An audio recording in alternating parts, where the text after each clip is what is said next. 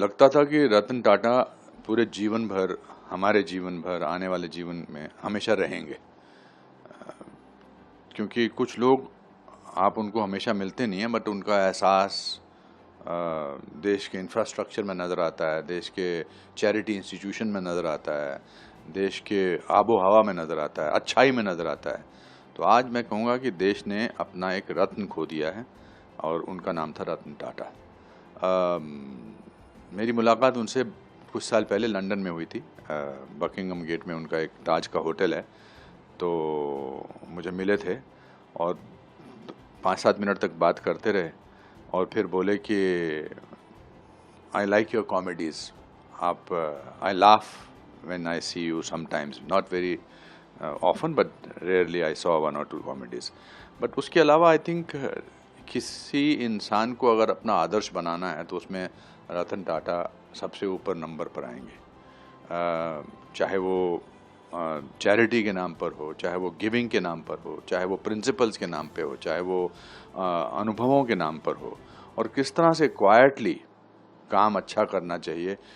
Industrialist तो नज़र ही नहीं आते थे। वो टाटा का इंडस्ट्रियलिस्ट होना ज़्यादा ध्यान में नहीं आता था, पर टाटा का गिवर, एक चैरिटेबल नेचर, वो हमेशा ध्यान में रहता था।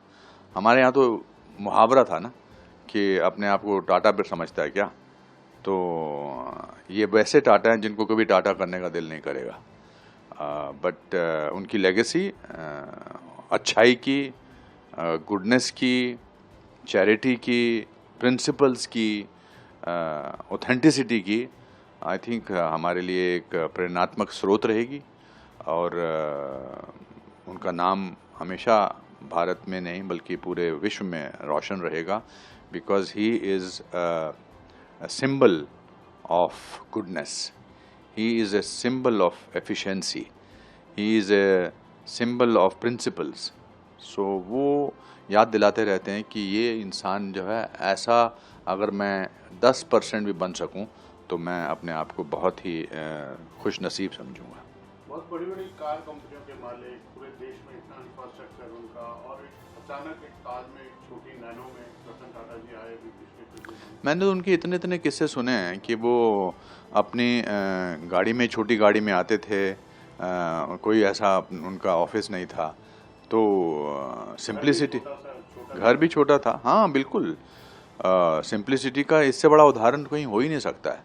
अब मैं ये कहना चाहूँगा कि रतन टाटा जी ने अपनी अमीरी का एहसास तो हमें कराया ही नहीं, क्योंकि उन्होंने अपनी अमीरी का एहसास नहीं कराया, तो इसलिए हमें अपने छोटे होने का एहसास कभी नहीं हुआ।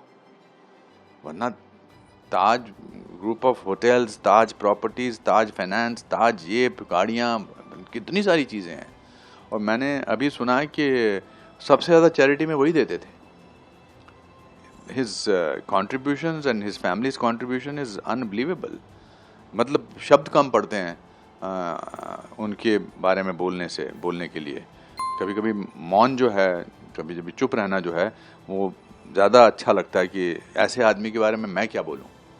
But the good thing about is this, that वो शारीरिक रूप से यहाँ से गए हैं, बट उनकी अच्छाई जो है वो सदियों तक बरकरार रहेगी। And I am very happy that he was born and he was an Indian. ये बहुत बड़ी उपलब्धि है देश की।